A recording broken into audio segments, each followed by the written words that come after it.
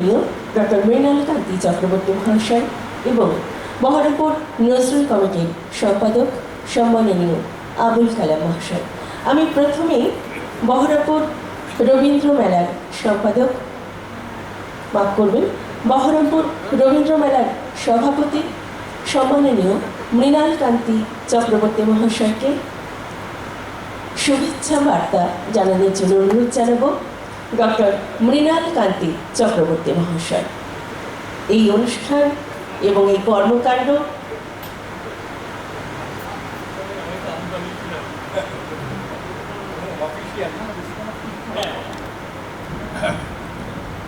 উপস্থিত আপনাদের সকলকে নমস্কার। আজকে এই কবি স্মরণ অনুষ্ঠান এবং উদ্যোক্তা বহরমপুর নজরুল কমিটি যারা আমাদের আহ্বান করেছেন, এখানে আমন্ত্রণ জানিয়েছেন, তাদের কাছে কৃতজ্ঞতা। এখন নজরুল সম্পর্কে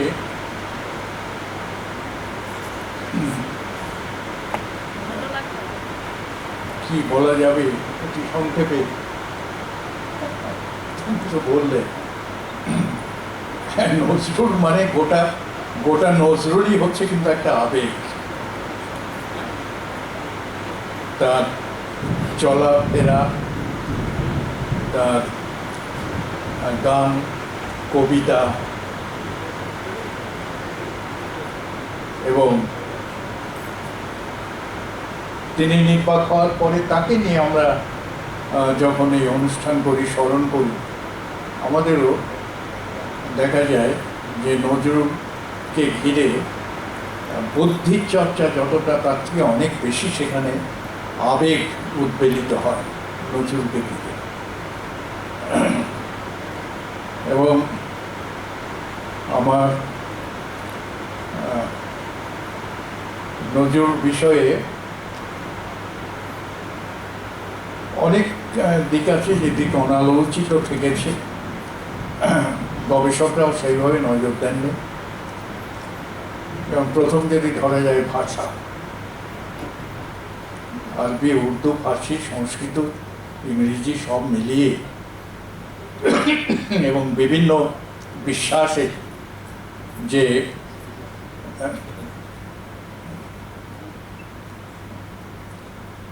লিজেন্ডসগুলো আছে, তার যে শব্দ সব মিলিয়ে এক জায়গায় মেশামেশি করে কবিতা বা গান লেখা, এটা একটা পথ দেখিয়েছেন তিনি, যে পথ নিয়ে অনুসন্ধান করা বা তাকে অনুসরণ করা সেরকম চেষ্টা হয়নি।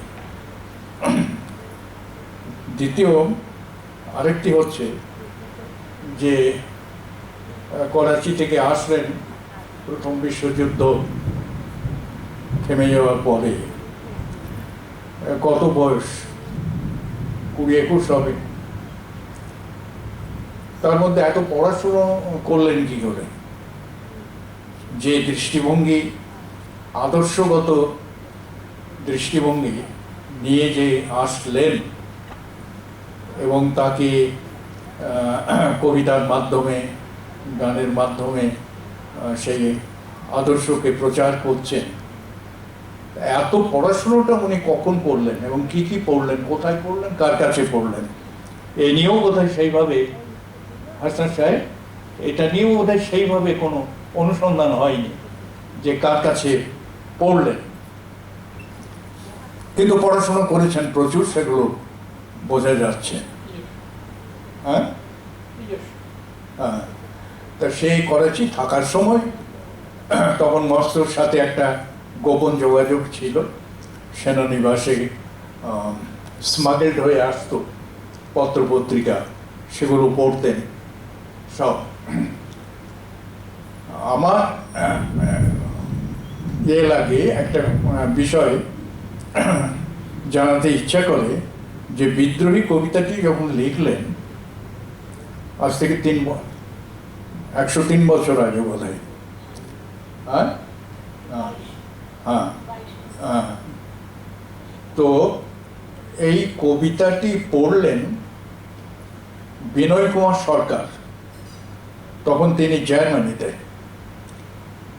বিশাল পণ্ডিত ব্যক্তি, আমাদের ক্যালকাটা ইউনিভার্সিটিতে পড়াতেন, একাধারে 4-5টা সাবজেক্ট পড়াতেন এবং বাইরে বাইরে বেশি পড়াতেন। তো তিনি তখন ওইটা পড়েই বলেছিলেন, বিনয় কুমার সরকারের সেই পাণ্ডিত্য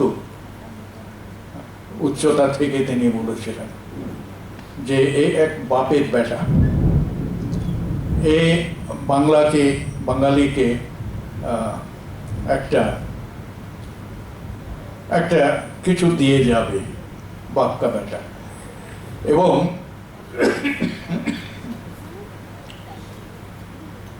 রবীন্দ্রনাথকে বাদ দিলে বিনয় কুমার সরকারই বোধহয় দ্বিতীয় ব্যক্তি ওই উচ্চকোটির বাঙালি বুদ্ধিজীবী যিনি নজরুলকে এইভাবে প্রশংসা করেছিলেন শুধু জার্মানি থেকে। তখন তো একটা এত মেল সিস্টেম স্পিডে ছিল না, জাহাজে যেত চিঠিপত্র। বিদ্রোহী কবিতা লেখার প্রায় 6-7 মাস পরে সেই কবিতাটি বিনয় কুমার সরকারের কাছে যায়। এখন এইসব মিলিয়ে এখন যে পরিস্থিতি পরিবেশে অনুষ্ঠান হচ্ছে আজ এবং যে মন নিয়ে আমরা এসেছি এবং যে মনের সুস্থতাকে আমরা সবসময় রক্ষা করতে পারি না, এই প্রতিকূল পরিবেশে নজরুলকে ঘিরে যে আবেগ, সেই আবেগকে আমরা কতটা রক্ষা করতে পারবো, এটা নজরুল সৃষ্টি পালনের সাথে সাথে এই আশঙ্কা আমাদের মধ্যে যেটা আছে সেটা নিয়েও আমাদের সাবধান হওয়া দরকার, আলোচনা করা দরকার সকলের সাথে। এই আমার শেষের কথার যে আশঙ্কা মিশ্রিত একটা ধারণা, এইটা শেয়ার করে সকলকে নমস্কার জানিয়ে আমি শেষ করছি। খুব মূল্যবান কথাগুলি বলে গেলেন। আমি চলে যাব আমাদের নজরুল কমিটির সভাপতি ডাক্তার আবুল হাসনাত সাহেবের কাছে।